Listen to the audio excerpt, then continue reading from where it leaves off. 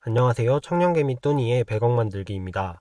이번 주에는 개인 투자자들 사이에서 가장 인기 있는 ETF인 레버리지 ETF를 당장 팔아야 하는 이유와 당장 사야 하는 이유에 대해 1탄, 2탄으로 나누어 알아보겠습니다. 오늘은 레버리지 ETF를 당장 팔아야 하는 이유에 대해 이야기해 볼 텐데요.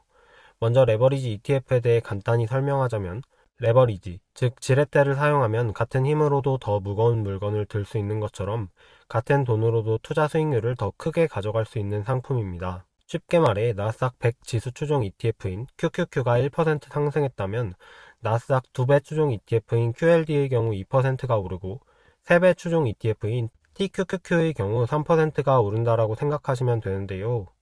국내 상장한 종목들 중에서는 코스피 200 지수를 추종하는 코덱스 200이 있고 코스피 200 지수의 2배 레버리지 상품은 코덱스 레버리지라는 이름으로 상장되어 있습니다. 겉으로 보기에는 정말 좋아 보이고 실제로도 수익을 크게 주면서 최근 장기 투자로도 곽강받고 있는 이 레버리지 ETF가 사실 엄청난 단점이 있다는 사실을 알고 계셨나요?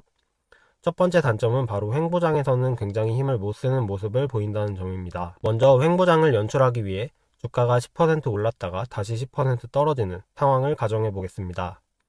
100원짜리 종목이 10% 올랐다가 10%가 떨어졌다면 99원으로 마이너스 1%를 기록하게 되겠죠. 하지만 레버리지 상품의 경우 10%의 2배인 20%가 상승 후 20% 하락한다면 96원으로 마이너스 4%를 기록한 것을 보실 수 있습니다.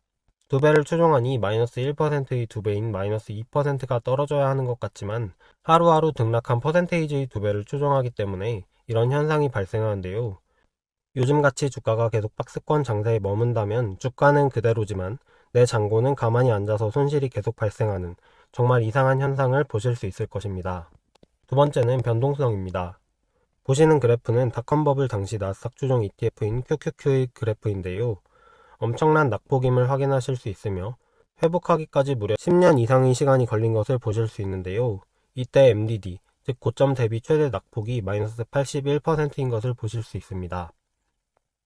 결론을 말씀드리자면 기초지수를 추종하는 ETF, 정말 지루하다는 것 저도 인정합니다.